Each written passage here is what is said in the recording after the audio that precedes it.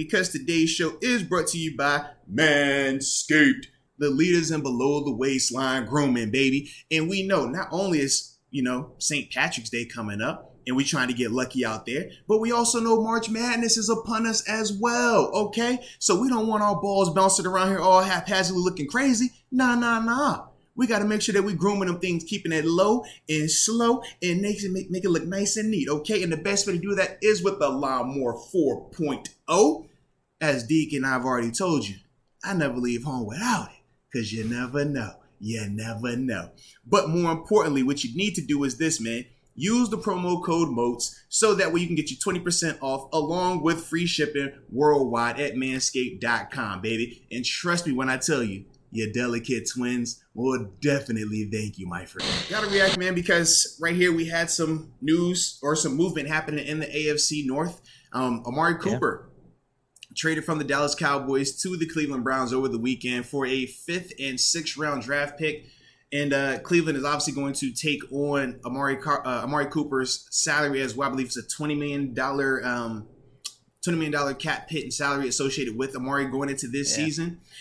But initial thoughts for me was this.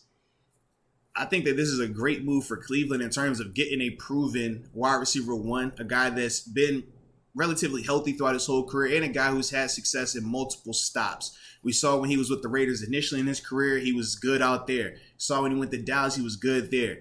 Derek Carr and Dak Prescott are very different style quarterbacks, different caliber quarterbacks at the various times that Cooper has played with them as well. But we saw his success with both of those guys. So now you're taking him to Cleveland, where a healthy Baker is going to be a better version than what he saw last year.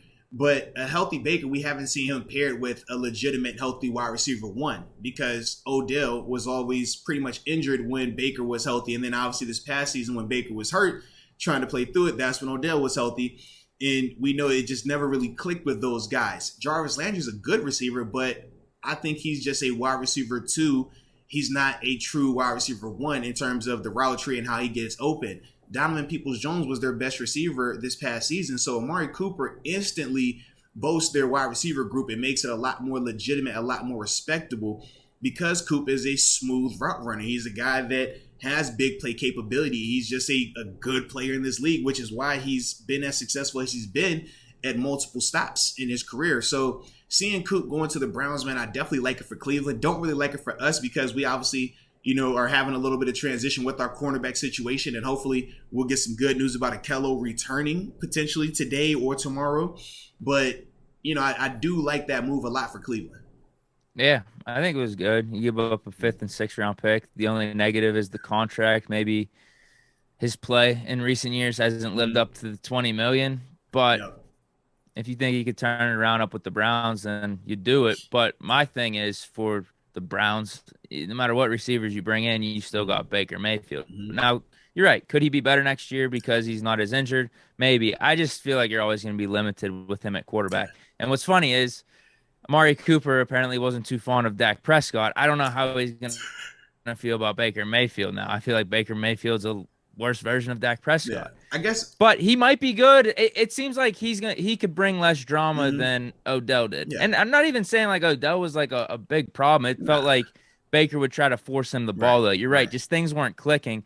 Whereas I feel like Amari Cooper could be perfectly fine with getting like 700, 800 yards on a season and like 7 or 8 touchdowns and the team actually winning. That's from my standpoint. He's been like the least dramatic wide receiver over the past like 5 or 6 years from my standpoint. But don't shortchange Coop. Don't shortchange Coop. Coop, 1,000-yard receiver. I hear that 700 stuff you was talking about. No. That's not based off his talent. I'm just saying the Browns offense. Yeah. I'm saying the Browns offense. You know what I mean? Because I just think he's going to open that offense up a lot more now, because initially you could pack that box in some senses to try to stop the run. Whereas now with Amari Cooper, you're not going to have a lot of single coverage out there versus him, man. He is a guy that will consistently beat single coverage. So I do think that helps him out. But I laugh once again the way that you just spoke on Baker and saying it doesn't matter who they have a receiver because it's Baker. And I say to myself, well, does it matter that we got Deontay and Claypool when we got Mason at quarterback? Because to me, I still think Baker is better than Mason.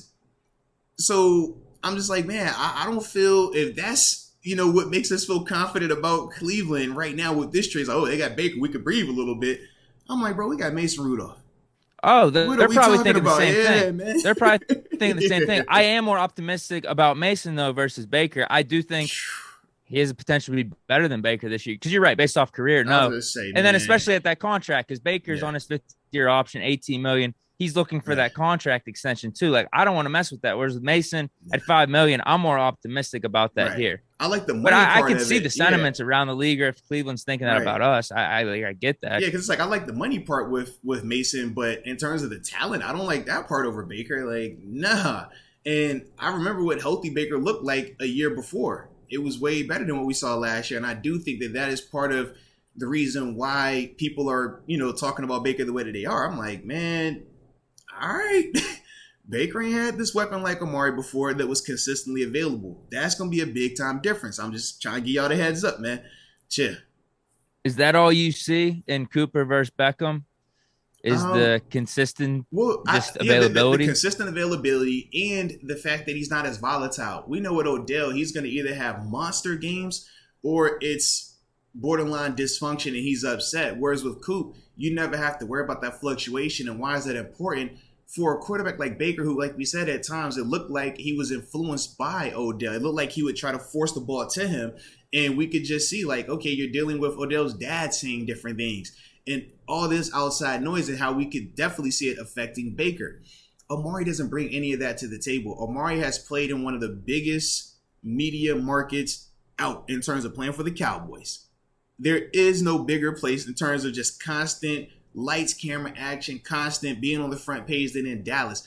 And outside of what just happened in terms of, him and Dak Prescott having a little bit of a fallout, we haven't heard anything negative about him in terms of being in that light, or taking it back to early on in his career when he was in Oakland with the Raiders. He never had anything going on like that there. So that's why for me, I just think that it's going to be a lot easier of a situation for Baker and that Cleveland offense. And for him, man, it's a breath of fresh air in the sense that, you're not playing in Dallas. So the media attention, the scrutiny, you're not going to have to deal with that to the same extent playing in Cleveland that you did in Dallas. I'll be interested to see what they do with Jarvis Landry, because they're talking about cutting him or trading him, because but then they also said he like could 15, 16 right, million. but they also said he might restructure it as well. So I think it saw could that go too, like a couple of ways, man. And that's the thing. If you're Jarvis, you might look at that situation and say, well, now that I have Amari here, that opens it up for me a lot more. I don't have to be wide receiver one. I could be that legitimate, number two guy, gadget guy, and go back to the role that he kind of thrived in when he was down in Miami in a sense, man. So that's why it's like, man, I can see Jarvis potentially returning now that you have Amari Cooper there. Yeah, it's just not for that amount, because he's definitely underwhelmed with that contract. Yeah. 15, 16 million a year. Jeez, oh man.